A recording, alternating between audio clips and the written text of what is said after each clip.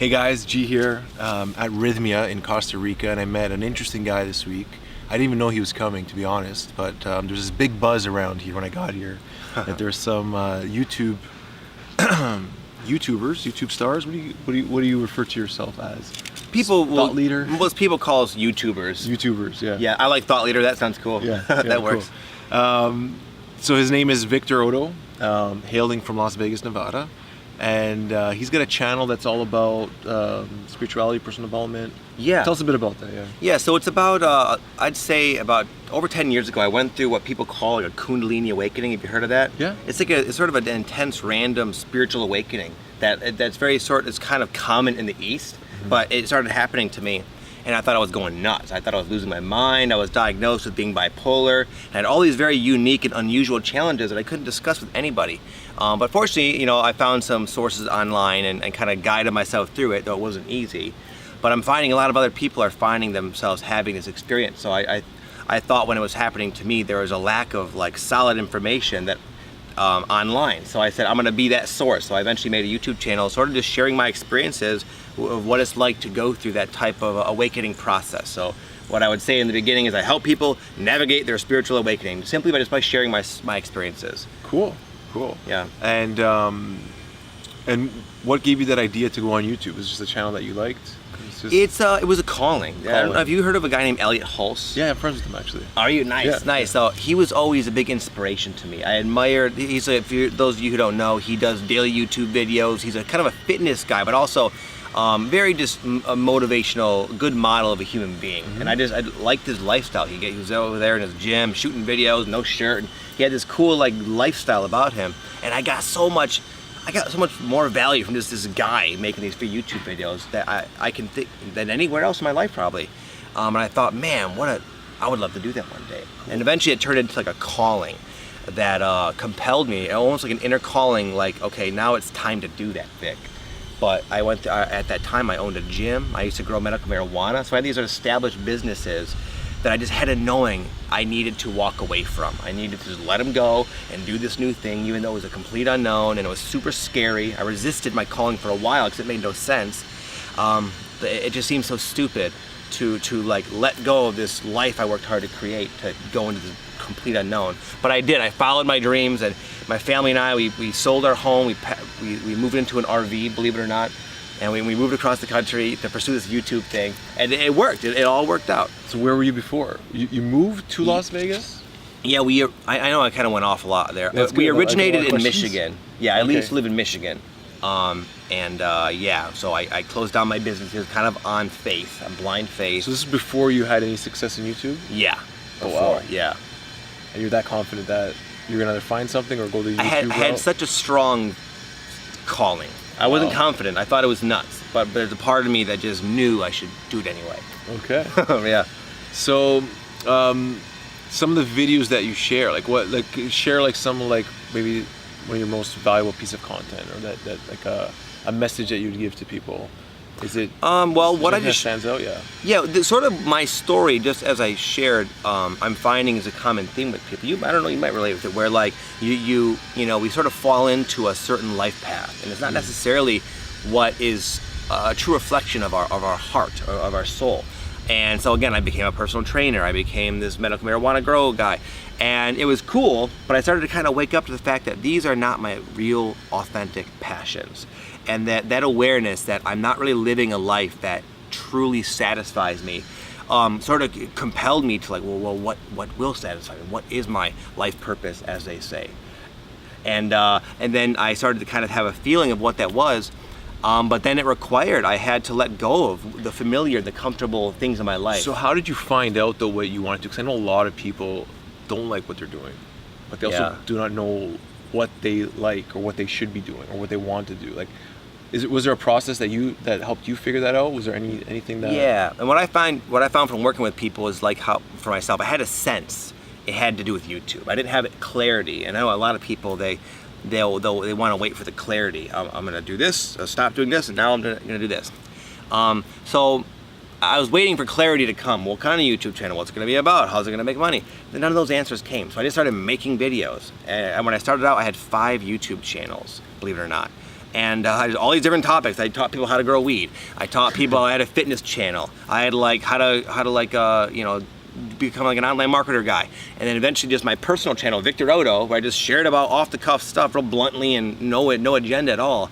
That was what got a response. And a lot of the videos were the ones about like the spiritual awakening process. So, and then I just sort of, from that experimentation, I got the clarity and then just went forth after that point. So what advice would you have to someone that wants to start a YouTube channel? Is it you think it's too late to start a YouTube channel now? Because there's a lot of, you know, people are like, oh, I can never get to 1 million followers. I know you always have to start somewhere.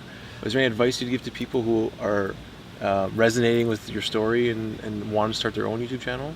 Yeah, sure. A couple things. It's never too late. And you can still blow up on YouTube. And it's even better, you don't really need to have a ton of, you don't have to have, like there's people with millions of followers that don't really have a career out of it. They're not really, you know, you don't need a million followers to have the satisfaction to be able to support yourself and to have like really just be living your dream.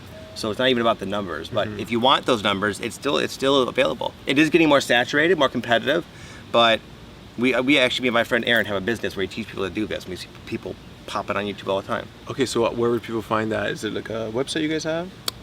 Sort of. It's we just sort of will mention it to specific people. I could like leave you a link if you want. Okay. Yeah, it's to like a presentation that talks about it. Oh, okay, cool. Yeah, but there's nowhere online currently you can find it. We just sort of will give it to people on our email list once in a while. We'll mention it. Yeah. Cool. Very cool. So let's talk a bit about ayahuasca. Oh, nice. Fun. Yeah. Okay. Yeah. So at which point in your journey did you try plant medicine the first time? So you already had your spiritual awakening, you were searching, exploring, I'm sure a lot of meditation and eating healthy, and then when did plant medicine come into the picture and how did that shift your life? So as I mentioned, I used to grow marijuana. I like growing things. So I used to also grow magic mushrooms, and I did that a lot earlier in my awakening. So I would just take small amounts of mushrooms and go off to I lived in Florida at that time in my life. I'd go to the beach and like meditate, and you know, kind of like here, I'd have intentions and I get clarity. But as far as ayahuasca goes, that was a few years ago, and the first time I did it was here at Rythmia. It was they reached out to me, as they do to a lot of other online influencers, and said, hey, if you can come here, you know, we'll pay for it, but you have to document your trip. And they offered it to me, and I said no way, because I have 3 kids, and I was like, I can't get away for a week. Ayahuasca kind of freaks me out, you know, I have all these connotations about it. But then I eventually watched their documentary, this Reality of Truth documentary, and it just resonated. I was like, wow, I was really attracted to the people who had done it. They had a lightness in their eyes, like a wow, these people actually, they look good. I want that peace, the serenity. I have the same story. I watched DMT, the Spirit Molecule, and I can remember just looking in their eyes, they're telling the story. I'm like, no matter what they're saying right now and how profound it was, like the only way I'll really get to understand it is if I experience it. I could just tell by their eyes something so profound had happened. Yeah. Sorry, go on. Yeah, no, then I came here and it was magic. It was just I expected to transform a bit. I did a little research, but like what I experienced my first like 4 in a row, you know, when I came here, was truly life-changing. A lot of it had to do with like one of the things in particular, as an example of like a real practical benefit, was an awareness of how I was sort of transmitting some of my parents' you know, like unconsciousness. I basically was like carrying out the same patterns as my parents towards my own kids, basically. And I became aware that, wow, you're kind of messing up your kids in these ways. And it was very hard to look at. But I changed. Just that awareness in itself was like, I'm a better father now from one ceremony. And there's many other transformations, but like I've been able to improve very key areas in my life in dramatic ways from the insights and healings and so forth from the ayahuasca. And that was just after a couple sessions. Amazing. Yeah, amazing. And so were you like really scared coming in the first time? Like what was that like? Because I know a lot of people listening are like curious, but was it as scary as you thought it would be, or because I went through phases. So like when I decided to come, I did, like a lot of people, I did a lot of research, and there's a mixed bag of you know, experiences. Good, bad, and the ugly. Yeah, I talked to Jesus, and then I went to hell. It's like all these and everything in between, you know. So when I came in, yeah, I didn't know what to expect, but I knew it can be challenging. But when I got here in particular, they really did a great job of making me feel prepared and equipped. And I went from nervousness to like excitement. I was excited for that first night. And they say that's the same feeling, right? Like nervous and excited is the same feeling, except Yeah. I can't remember what the difference is. I think it's just Like the beliefs you channel the beliefs around energy it, through. yeah, but the feeling in the body is the same. Yeah. And tell me, so you announced coming here, so a lot of your followers came this week, anyways. Yeah. What's that like, being in a vulnerable state in ayahuasca and people here? Like, I've heard people say really vulnerable things in the medicine unknowingly, or do things that could be like. Was there any fear around that? How you would show up in front of your followers? Yeah, we did the same thing last year on a much smaller scale. There's about maybe 15, 20 people that knew us, and I went in kind of nervous for the same exact reason, but it was okay. It was actually really cool. It was actually wonderful to connect with them. I got along with them all very well. This was a bit different. There was like 60 people that knew us, and it was. I don't know if we do it that exact way again, because it is such a vulnerable thing. It's like my time to do my own work, and I feel like a sort of a natural obligation to sort of be there and hang out with everybody. But there's so many people.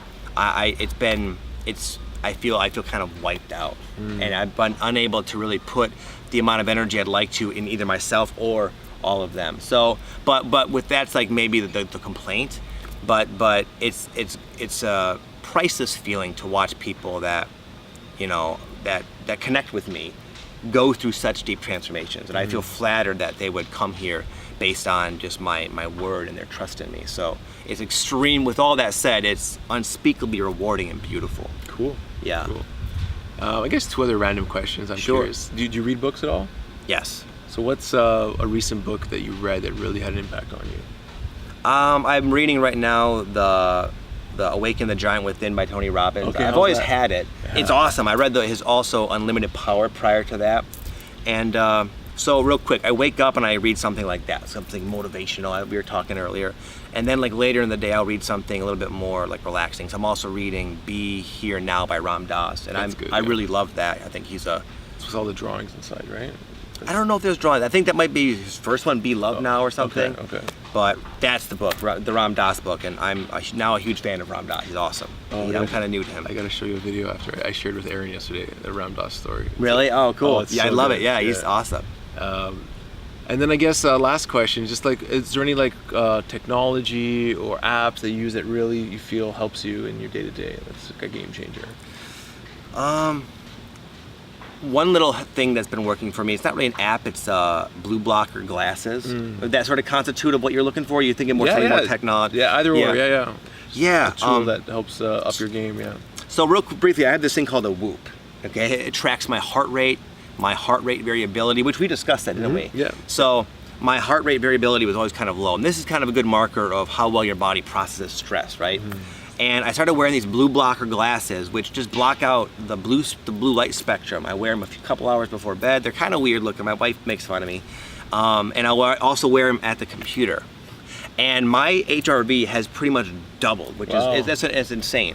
And my sleep quality, my sleep clarity, just my day-to-day energy has just gone through the roof. And I'm like him. I'm into cold plunges, Wim Hof. We do a lot of this same stuff. And these little glasses have just been like a real nice little hack that I'm still excited about. It's the small little things that you find. It's almost like internet marketing. You change the color of a button and all of a sudden your conversions double. Yeah. You get a little pair of glasses, your HRV doubles, right? Oh, yeah. So I would say with that is like never like discount the value of something, because even something that might seem small can have a huge return on investment, whether that be financial or health-wise or whatever. Right? Yeah, absolutely. But the key is to try it, right? Try it, and it's important to have some sort of biofeedback. I think nowadays, like I track like my sleep quality and sleep duration with the Oura Ring, right?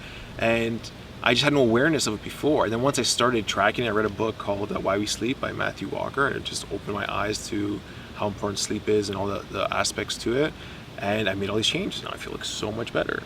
Something I just totally took for granted. So like the blue blocker is one thing I added to my sleep regime, along with making it as dark as possible in the room. Like even something like your alarm clock, that light there will affect the way you sleep. Yes, I took mine out of the room for that reason. So when I got here in the rooms, I had these new phones in the rooms. They got this big white light on them. It lights up half the room. And I was like, okay, put my book on top of that. But anyways, yeah, so try these little things, and I hope they make a big difference for you. I guess last question, is there anything that I didn't ask you that you wish I had asked about? No, I'm just happy to kind of be on the channel. I'm honored to be on here. Nothing, no question I was hoping to be asked, I would say. You know, my main message for people is like the story I told you before is like kind of an extreme example of how you can really follow your passion, and the universe will kind of make a way when you really just try your best, learn from your mistakes, don't give up. And again, I took myself out of, I broke down an entire life, and even though there's kind of a sloppy transition where I was living in a 21-foot RV, now I'm more abundant than before. I'm happier. I'm just in my element. My whole life is transformed, and the guidance, all I really needed was all kind of from my own intuition within. So I know that was kind of a little bit abstract, but that's like my main message, is that people can really follow their inner self and improve their lives in ways they can't even imagine. Yeah. And if you need some tips on that, I'm going to put a link to his outline of how to launch your online YouTube Sure, channel. I can give you that. Yep. Yeah, cool. So check that out. I'm going to check it out for myself too, because I've been thinking more and more about expanding my YouTube channel. I haven't been consistent. Like, how important is consistency? And like, very. I guess, like, how many videos do you think is the minimum like a YouTuber should be putting out? Well, I would say minimum once a week. Minimum once a week. And ideally a couple, 2-3 times a week. And consistency is huge, and that's challenging, because sometimes you're feeling inspired and it's like, oh, it's so easy, it's having fun. And other times you just don't feel like making a video. But as far as, it's just the way the algorithm of YouTube works, it's important to be consistent. So what I do is when I'm on a roll, I'll shoot a bunch of videos and have them stocked up. And then anticipating there's times where I'm kind of in a funk and not feeling inspired, so I can maintain that consistency. Cool. Yeah. Awesome. Well, thank you so much for hanging out. You're welcome, man. It was a awesome pleasure meeting you this week, and your wife, and maybe one day I'll come down to Vegas with the kids. That would be awesome. Yes, that'd be cool. And yeah, check him out. It's Victor Oddo, O-D-D-O. Yep. O-D-D-O on YouTube. And if you like this, please share it, subscribe, click the button below, leave a comment, say hello. Love to hear from you guys as always. And we'll see you soon. Thank you for watching. Thank you, brother.